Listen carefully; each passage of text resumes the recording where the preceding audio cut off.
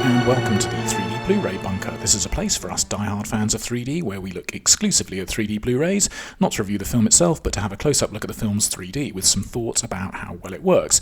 And today we're looking at James Wan's 2018 DC movie, Aquaman. This was post-converted into 3D, and the aspect ratio here on the 3D Blu-ray is 2.39 to 1. And I do mean specifically on the 3D Blu-ray because the 2D releases included the IMAX scenes in full frame. And there weren't just a handful of these, but more like at least half of the film or more. So I know the lack of these expanded views was a big disappointment to a lot of 3D fans, and I can see why, as it's always a great moment when the frame opens up from letterbox to full frame on a TV. But for those of us who use a 2.35 to 1 fixed frame projection screen, those IMAX scenes are a complete irrelevance. But I do completely sympathise with those who would have preferred for them to have been included here.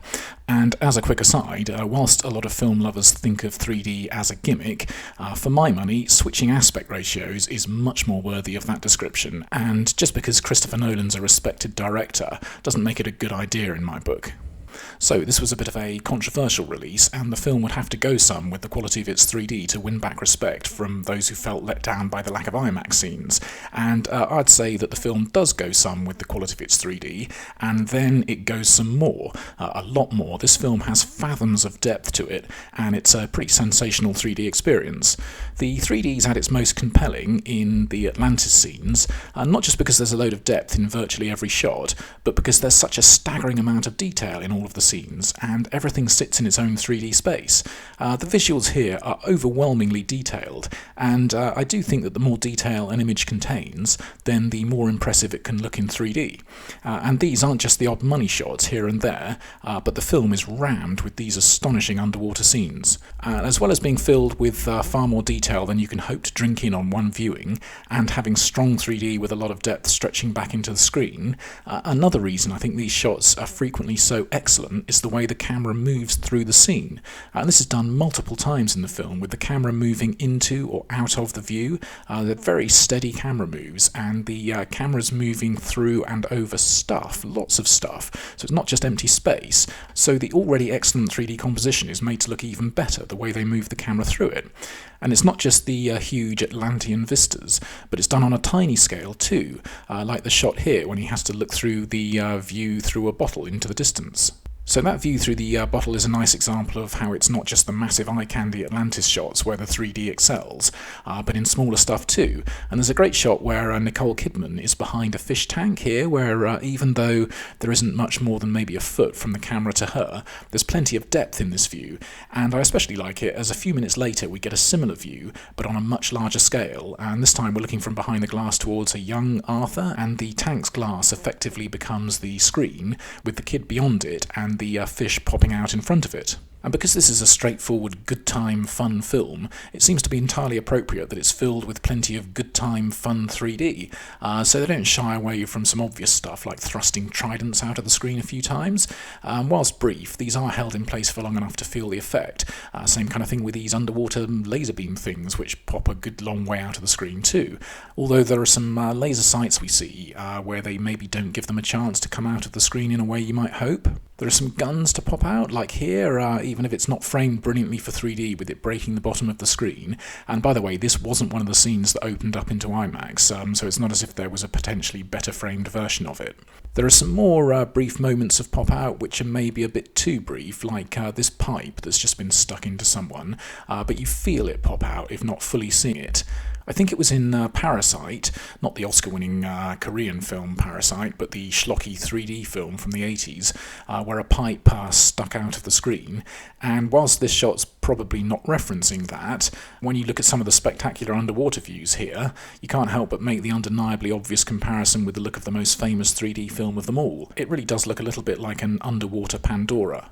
And seeing as James Cameron has let it be known that a lot of Avatar 2 is going to take place underwater, you can't help feeling that they've maybe stolen a bit of his thunder here.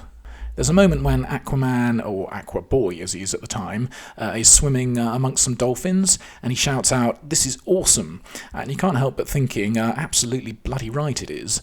I've no idea what the budget for this conversion was, but it looks to me like it may well have been one of the more expensive ones on the basis that it's consistently strong 3D, and there's just so much stuff in nearly every frame to be placed into 3D space. I think I was talking about some of the smaller scale great 3D earlier, and there is plenty of that, like the depth in this snow globe. This is actually another great shot where the camera moves in and the scene morphs into an actual lighthouse, and when you put a snow globe in a film, you obviously immediately bring Citizen Kane to mind, and this is a shot that I like to think would have been heavily applauded by Orson Welles. One of the very few moments I maybe wouldn't applaud the 3D were the odd extremely minor conversion error, like his hand behind the glass here doesn't look like it's in quite the right 3D space. Big deal, right? Some of the other minor stuff I liked included this bit where a guy's getting a selfie with Aquaman, and first of all his mobile's in negative parallax, which is nice, and I'm not sure what phone he's using. I think there were some stereo ones at the early stage of the modern 3D boom, although probably not on the forward-facing camera, which is what he's using. But anyway, when we see his photos, they're in 3D, or maybe he mailed them off to be converted into 3D by Generate, who did the fabulous job on this film. Or this close-up of Jason Momoa's face has got about as much strength in its 3D as I've ever seen in a face. There's another great moment with a face in strong 3D, and that's when we get one of the bad guys' reveals. He's just taken off his mask here, and I think that the strong 3D helps to dial up the drama a little bit. It's doing a similar thing dramatically, I think here, where this fellow's facing a moment of loss, and the way the background is placed deeply behind him helps to make his character look and feel isolated. It's possibly a surprisingly subtle bit of 3D in a film that for the most part just dazzles with its eye-meltingly incredible CG visuals. There's another quite subtle bit of 3D which is both minor and massive, and that's the view of the cosmos in the background here, where the stars have been given a little bit of depth and volume, which is completely mad, but it's a great fun little bit of attention to detail. Or there's a lovely little bit where some birds fly under us in a top-down aerial view, and it's another bit of 3D detail that's really well done. There are plenty of other non-underwater scenes in normal everyday settings where the 3D still manages to look great, often with deep sets. I say normal everyday, like throwing a trident at some goons from Atlantis is a normal everyday thing, but there's a ton of depth in the house with the design and layout creating natural layers for the 3D to shine in. Or here, before the action's kicked off, a very ordinary shot of the couple in bed, if being in bed with Nicole Kidman is classed as ordinary, and where you wouldn't normally expect to see much depth, but there's loads, both in the couple and the pillows, and the 3D here is just so much better than I think you'd have any reason to expect it to be. And there are other moments with nothing flashy, no action, but where the 3D still does a fantastic job, like all of the depth and separation in between every person in these crowds, for example. They're the sort of thing where you might think they'd take a breather from all their hard work on the conversion and go light here, but they very pleasingly make the 3D work hard here too. There's a sequence on a submarine, so that means loads of views of submarine passageways, which all stretch a long way into the frame. Same sort of thing in the fuselage of this plane. Nothing fancy going on, but it looks excellent. The plane's in a part of the film where they're flying over the desert, which, when we see it, is a bit of a hyper-stereo view. So not a natural view, but a beautiful 3D view of the desert. And we get similar views across the ocean surface again, with a much stronger three-dimensional view than you'd see naturally. It would be disappointing if a sea-based film didn't give us that great 3D view where the camera's half in and half out of the water, so it's fantastic to see it do that, and more than once, and to do it quite brilliantly here. Views in 3D films looking a long way down can usually be relied on to look good, and we get some of those. Looking a long way down here is really effective, and more so when you've got your man in peril, or that's what a shot like this would usually imply, except that not long before this we did see him have no bother at all with a fall from quite a lot higher up than this. My favourite view down in the film is this spectacular look down a cliff face where, as usual in this film, the 3D is really strong and every rocky detail on the cliff face is occupying its own space.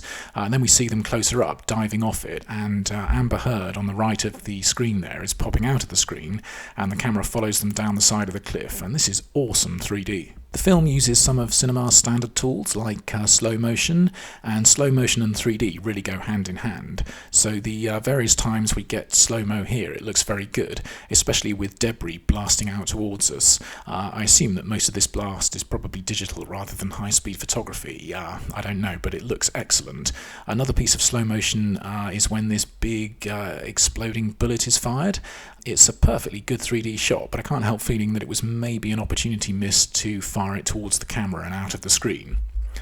Another one of cinema's tricks in its toolbox is the classic zoom dolly shot, which almost always looks good in 2D, and I think it looks exponentially better in 3D. So it's good to see this one where the background is pulled further and further back into the screen as the shot progresses. Another one of my favourite shots here is one of the film's other slow motion bits with some detailed and close-up raindrops. This is one of the best 3D rain shots I've ever seen. Strong 3D and a beautiful image, superb stuff. So a very quick word about the film itself. I'm not a big comic book superhero guy, and I probably know only a little bit more about them than your granny does, unless she goes to Comic-Con dressed up as Harley Quinn, in which case I know a good deal less. Anyway, I say that, but I have watched all of the Marvel and DC films, primarily because of their 3D, and I have enjoyed quite a few of them without being any kind of mega fan who knows the backstory of every character. Actually, there's a great line in this one where Aquaman meets, I think he's called Black Manta, and he asks, "Am I supposed to know who you are?" Which I assume was a joke. And Aquaman himself is a character that I'd never heard of until I think it was Batman vs Superman, so I've no idea how faithful to or respectful of the comics this one was, but I had a great time with it. Jason Momoa's like a hairy rock in that he's got plenty of screen charisma and he can turn in a perfectly good performance, and I really do think in terms of charm and acting chops, these cinematic muscle men today have come a long way since their 80s equivalents. The story was fun, it shifted along at a good pace, it was satisfying in the way it developed, and all in all, a really good fun, and of course it looked utterly incredible. It's one of those mega budget films where I find myself thinking, that cost $200 million? Is that all? And throw in some solidly superb, clear and colourful 3D from start to finish, and this is one I think that has to be in any 3D fan's Blu-ray collection. So I hope you found this in some way useful, and if so, I hope you'll join me again soon for another 3D Blu-ray review. Until then, thanks for looking on this one, cheers for now, bye bye.